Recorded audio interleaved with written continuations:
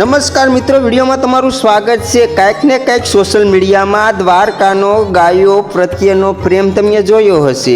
હવે ચાલો શું છે હકીકત તમને જણાવું। ત્યાં સુધી જય દ્વારકાધીશ કમેન્ટમાં લખવાનું ના ભૂલતા હોય। જો તમે માનતા હોય તો ન લખવી તમારી મરજી। 21 ગૌ માતા પોષી કારિયા ઠાકરના શરણમાં, એ પણ 350 કિલોમીટર ચાલીને।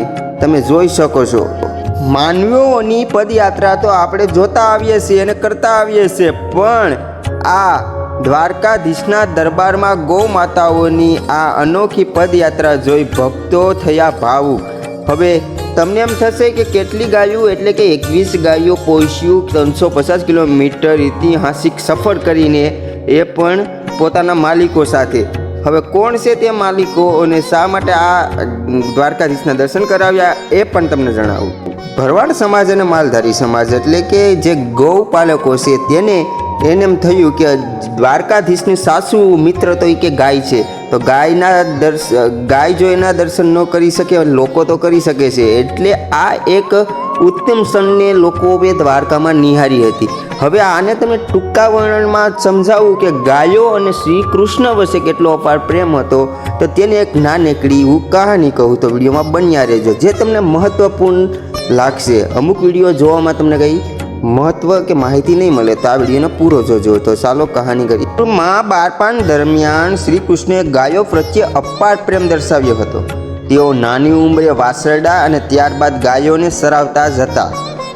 ગાયો પ્રત્યેના અસીમ પ્રેમને કારણે જ તેમનું એક નામ ગોપાલ, એટલે કે ગાયોનો પાલનહાર પડ્યું હતું। કૃષ્ણ ગોકુળમાં રહ્યા ત્યાં સુધી પગમાં પગરખા સંપલ પહેર્યા ન હતા।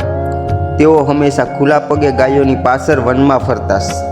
શાસ્ત્રોના વર્ણવ્યા મુજબ તેઓ ગાયોને પોતાના મિત્રો સમાન માનતા અને ગાય વાસરડાને પાણી પીવડાવ્યા વગર કે જમાડ્યા વગર પોતે ક્યારેય જમતા કે પાણી પીતા નહીં।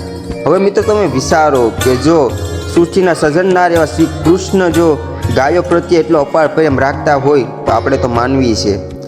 હવે એક તમને નાનકડી કહાની કહું કે એકવાર જંગલમાં ભયંકર આગ લાગી, ત્યારે કૃષ્ણએ પોતાની યોગ બળથી તે આગ પીને ગાયો અને ગોવારોનું રક્ષણ કર્યું હતું।